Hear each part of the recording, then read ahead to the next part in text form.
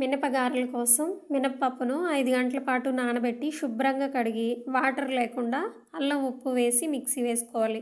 ఒక వాయిని మెత్తగా మరొక వాయిని బరకగా గ్రైండ్ చేసుకొని ఒక బౌల్లోకి తీసుకోవాలి. అందులో కట్ చేసుకున్న ఉల్లిపాయలు, పచ్చిమిర్చి, కొత్తిమీర, కరివేపాకు వేసుకోవాలి. వీటితో పాటుగా జీలకర్ర, కారం, 2 స్పూన్ల ఆయిల్ వేసి పిండి మొత్తాన్ని కలుపుకోవాలి. అలా కలుపుకున్న పిండిని మూత పెట్టి పక్కన ఉంచుకోవాలి. తర్వాత గ్యాస్ ఆన్ చేసి కడాయిలో డీప్ ఫ్రైకి సరిపడా ఆయిల్ పోసి ఆయిల్ హీట్ అయ్యాక పక్కన పెట్టుకున్న పిండిని గారెల్లా చేసుకొని ఒకదాని తర్వాత ఒకటి ఆయిల్లో సరిపోయేంత వరకు వేసుకోవాలి. ఇలా వేసుకున్న గారెల్ని రెండు వైపులా మంచి కలర్ వచ్చేంత వరకు కాల్చి తీసుకోవాలి. ఈ గారెల్లోకి చికెన్ కర్రీ కాంబినేషన్ చాలా బాగుంటుంది. వీడియో నచ్చినట్లయితే లైక్ చేయండి. ఇలాంటి హెల్దీ అండ్ టేస్టీ అనే రెసిపీస్ కోసం మన ఛానల్ని సబ్స్క్రైబ్ చేసుకోండి.